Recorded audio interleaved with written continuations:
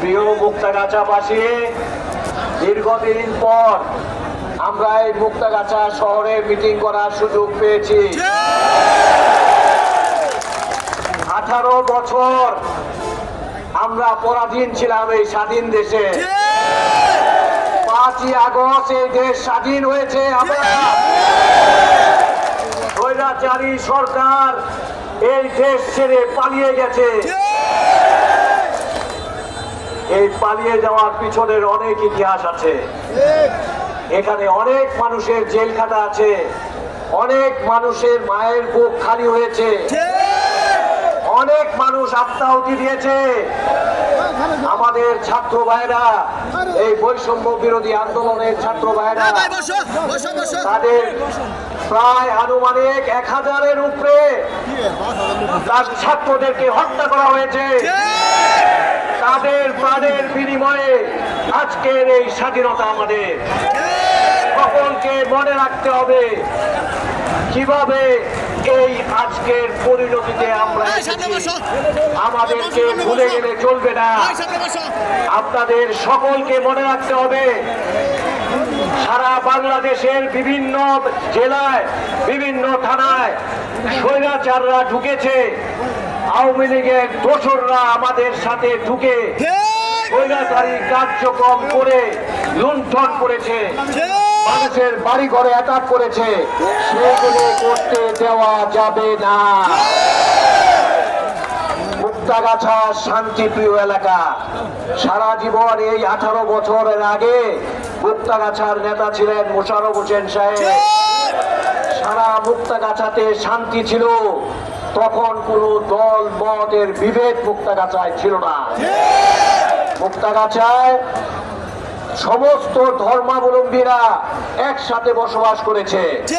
আপনারা দেখেছেন সমস্ত হিন্দু পূজাতে, সমস্ত পূজা মণ্ডপে মোশাররফ সাহেব নিজে গিয়েছেন। হিন্দুদের সাথে আমাদের বিএনপির সাংঘাতিক সদ্ভাব ছিল। হিন্দুরা এই দেশের, এই বাংলাদেশি হিন্দুরা, ওনারা অন্য দেশের লোক না। কাজেই আমরা মুক্তাগাছার লোক যারা এখানে উপস্থিত আছেন, সকলের উদ্দেশ্যে আমার নেতা তারেক রহমান সাহেব, বেগম খালেদা জিয়া নির্দেশনা দিয়েছেন। আপনারা তারেক রহমান সাহেবের বক্তব্য শুনেছেন। কোন ধরনের নৈরাজ্য করা যাবে না। যারা মুক্তাগাছা শহরের নেতৃবৃন্দ আছেন, আমাদের মুক্তাগাছা শহর বিএনপির সভাপতি আছেন শহীদ সাহেব, সেক্রেটারি আছেন সাইফুল সাহেব, তারা মিলে তাদেরকে আমার নেতার নির্দেশনা অনুযায়ী তাদেরকে আমি নির্দেশ দিচ্ছি, মুক্তাগাছা শহরের প্রতিটা ওয়ার্ডে ওয়ার্ডে আমাদের বিএনপির কমিটি আছে, তাদেরকে দিয়ে প্রতিটা ওয়ার্ডে আমাদের কারো যেন জান মাল ইজ্জতের কারো যেন কোনো ক্ষতি না হয় সেটার ব্যবস্থা করবেন। বিএনপির লোকরা আমাদের সমস্ত অঙ্গ সংগঠনকে সাথে নিয়ে, শহর বিএনপি এবং সমস্ত অঙ্গ সংগঠনের নেতাদেরকে সাথে নিয়ে প্রতিটা ওয়ার্ড পাহারাতে থাকবেন। আপনারা মনে রাখবেন, এই স্বৈরাচার গিয়েছে, তার দোসররা কিন্তু এখনো যায় নাই।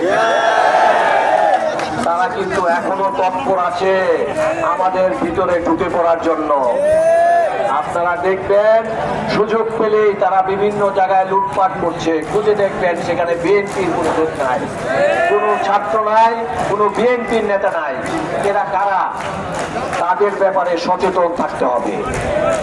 সাবধান, আবারও সাবধান করে দিচ্ছি সবাইকে।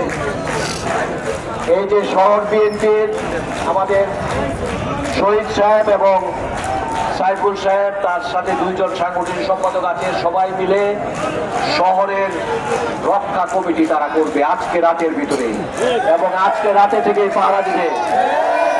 আমি কালকে রাতে শুনে আমার ছাত্র ভাইদেরকে, আমার যুবক ভাইকে, আমার স্বেচ্ছাসেবক দলের নেতৃবৃন্দদেরকে নির্দেশনা দিয়েছিলাম।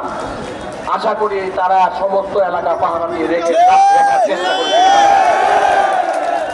আমার থানা বিএনপির সভাপতি হাবিবুর রহমান রতন সাহেব, কামরুজ্জামান লেবু সাহেব, আরো 3 জন যুগ্ম আহ্বায়ক সাহেব আছেন, জাহাঙ্গীর সাহেব আছেন, মঞ্জু সাহেব আছেন, আমাদের ফুকন সাহেব আছেন, তাদেরকে নির্দেশনা দিচ্ছি আমরা প্রতিটা ইউনিয়নে আপনারা আজকে রাতের ভিতরে আমাদের ইউনিয়ন নেতৃবৃন্দদেরকে নিয়ে বসে তাদেরকে দায়িত্ব দিয়ে দিবেন প্রতিটা ইউনিয়নের পূজা মণ্ডপ মূর্তি যেখানে আছে সেগুলো জায়গায় তারা যেন পাহারা বসায়। এটা আমার নেতার নির্দেশ, শুধুমাত্র আমার নির্দেশ না। আপনারা ইতিমধ্যে জেনেছেন আপনাদের সকলের প্রাণপ্রিয় নেত্রী বেগম খালেদা জিয়াকে মুক্তি দেওয়া হয়েছে। আমাদের এই আজকের আন্দোলনকে যে সাকসেসফুল করেছে আপনাদের সকলের নেতা, আমার নেতা আমাদের তারেক রহমান সাহেব খুব শীঘ্রই দেশে ফিরে আসবেন। আমাদের দলের দায়িত্ব আপনাদের সাথে থেকে আপনাদের কাঁধে কাঁধ মিলিয়ে এসে পালন করবে। ইনশাল্লাহ আমরা সেখান থেকে আরো ভালো দল উপহার পাবো আশা করি। আমি আমার বক্তব্য দীর্ঘায়িত করবো না। আজকে আপনারা আমাদের মিটিংটাই রাস্তার মাঝখানে দিয়েছেন, আমাদের গাড়ি চলাচলে অসুবিধা হচ্ছে। আমি আরেকটা জিনিস বলতে চাই,